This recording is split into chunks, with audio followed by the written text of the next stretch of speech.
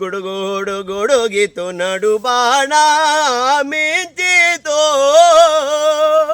ಆ ನಡು ಮಾಲೆಯಲ್ಲಿ.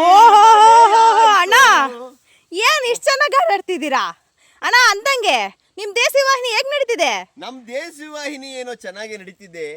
ಕಲ್ಲಮ್ಮ ತಾಯಿ ಮೆಲ್ಲವ್ವ ರಾಗಿಯ ಜಲ್ಲ ಜಾಲಾನೆ ಉದುರವ್ವ ನಾನಿನಗೆ ಬೆಲ್ಲದ ಆರತಿಯ ಬೆಳಗೇನು ಎಂಬ ಮಾತಂತೆ ಇವತ್ತು ನೋಡಿ ನಮ್ಮ ಹೊಲದಲ್ಲಿ ರಾಗಿ ತಾಯಿ ಹೆಚ್ಚಾಗಿ ಹೆಚ್ಚುವರುಳಿ ಕೊಟ್ಟುವಳು.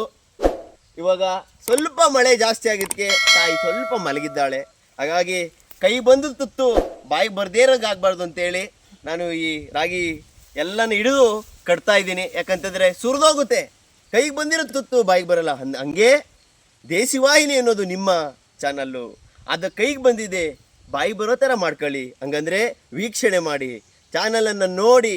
ಏನು ಅಂದರೆ ಹೀಗೆ ದೇಸಿ ಚಟುವಟಿಕೆಗಳನ್ನು, ದೇಸಿ ಕಾರ್ಯಗಳನ್ನು, ಅಂದರೆ ದೇಸಿ ನಮ್ಮ ನೆಲದ ಅಪ್ಪಟ ಜಾನಪದ ಕಲೆ ಸಂಸ್ಕೃತಿ, ಈ ರೀತಿ ಜಾನಪದ ವ್ಯವಸಾಯದ ಬಗ್ಗೆ ಮಾಹಿತಿ ಕೊಡೋದಕ್ಕೆ ನಾನು ಮಾಡ್ತಿರುವಂತಹ ಒಂದು ಒಳ್ಳೆಯ ಕಾರ್ಯ. ಈಗಾಗಲೇ ಜಾನಪದ ಸೋಬಾನೆ ಬೋರಮ್ಮನ ಒಂದು ಇಂಟರ್ವ್ಯೂನ ಅಭೂತಪೂರ್ವವಾಗಿ ನಾವು 3 ಎಪಿಸೋಡ್ ಆಗಿ ನಾವು ಅದನ್ನು ಹಾಕಿದ್ದೇವೆ. ಹೀಗೆ ನೀವು ನೋಡ್ತಾ ನೋಡ್ತಾ ನೋಡ್ತಾ ನಮ್ಮನ್ನು ಬೆಳೆಸಿ ಆ ಚಾನಲ್ ಉಳಿದರೆ ಈ ರೀತಿ ನಾವು ಮಗದಷ್ಟು ಕಾರ್ಯಗಳನ್ನು ಮಾಡಲು ಪ್ರೇರೇಪಣೆ ಸಿಗುತ್ತೆ ಅಂತ ಹೇಳ್ತಾ ಎಲ್ರಿಗೂ ಒಳ್ಳೆಯದಾಗಲಿ. ಗುಡುಗೋಡು ಗುಡುಗಿತು ನಡು ಬಾಣ ಮಿಂಚಿತು. ಸರಿ ಕಣಣ್ಣ, ಆಗ್ಲಿ. ನಿಮ್ ದೇಸಿ ವಾಹಿನಿ ಚೆನ್ನಾಗಿ ಬೆಳೀಲಿ ಅಂತ ಕೇಳ್ಕೊತೀನಿ ಕಣಣ್ಣ.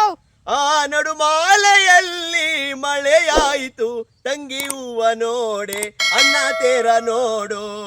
ನಡುಮಾಲೆಯಲ್ಲಿ ಮಳೆಯಾಯಿತು ಮಾದೇವಾ,